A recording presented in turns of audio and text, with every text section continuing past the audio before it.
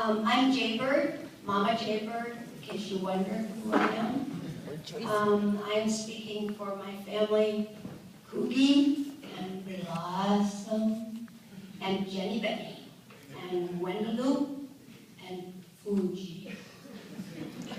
When we married Gordy Ritz, George became a part of our lives just as if he came with the papers. His daddy was Gordon's best friend, and Gordy was George's godfather. And his always perfectly coiffed mother, helmet head, was one of my good friends. And Helen and Barb and George became best friends for life. And George became our Molly's godfather and like a son to me. George has gathered us together today, and you can tell that we are all laughing.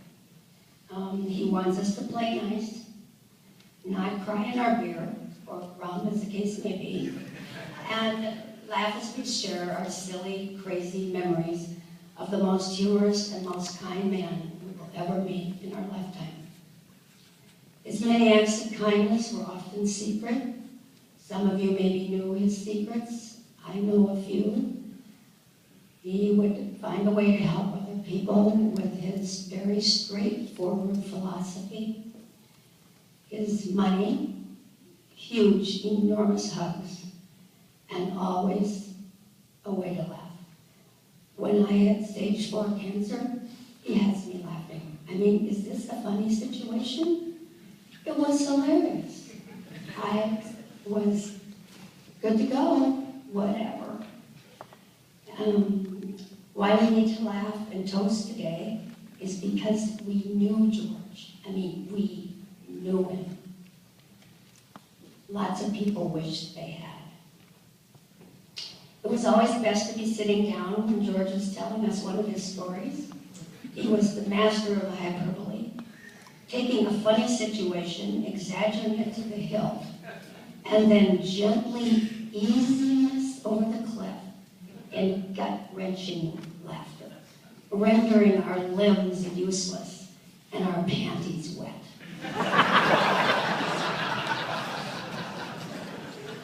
He was the best storyteller of all time.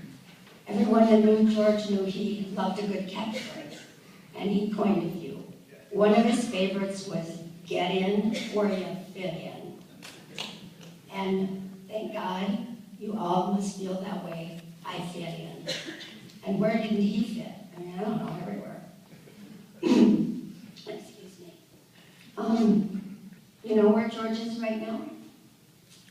I suspect he's busy fitting in somewhere else, where the skies are blue, tea times are available 24/7, the long putts are going in, and the bars never close. And most importantly, he's at peace without pain. Goodbye, George.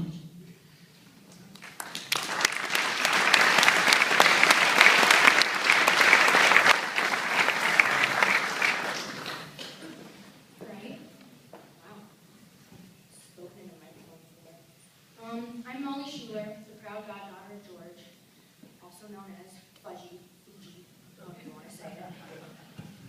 I know some of you, but not all of you, because we all know how many people knew, loved, and cherished this wonderful man. He is the only person I know who, no matter what it was, he was always knew how to make people smile. From all the nicknames he's given people, to all the games he played, he always had a nice big rum to match his nice big smile. I have had countless amounts of slumpy bummies with George. Oh God, the laughs we had. I remember just 3 weeks ago, he was up at my grandma's with Bun, his first sleepover. And my dad, Alan, and his fiancée, Jen, and I all went bowling with George and Grandma, then back home for games and whatnot. As he was rubbing Grandma's back, he starts to ask us these dumb trivia questions. How long is a football field? How do you spell connoisseur? I was like, George, I got this. I tried like 7 times before he told me, with a smirk on his face, C-O-N-N-I. CONNOISSUR. Of course, I didn't believe him, so I Googled it and had to give him props. It was about 4 a.m. and Jenna and Emma were already asleep, and George finds an old pair of my footy pajamas. He slipped those bad boys on and made a chair in a snowbank. I haven't laughed so hard in a long time. And I would love how it was always break out into a song. Just start singing and dancing. We will all miss that dearly.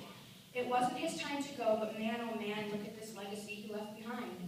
He is the kindest man. He didn't care who you were, he treated you with the utmost respect. He helped people left and right and always knew how to have a good time. He was one of my biggest supports and helped me through a lot, and I will miss this man with all my heart. Rest in peace.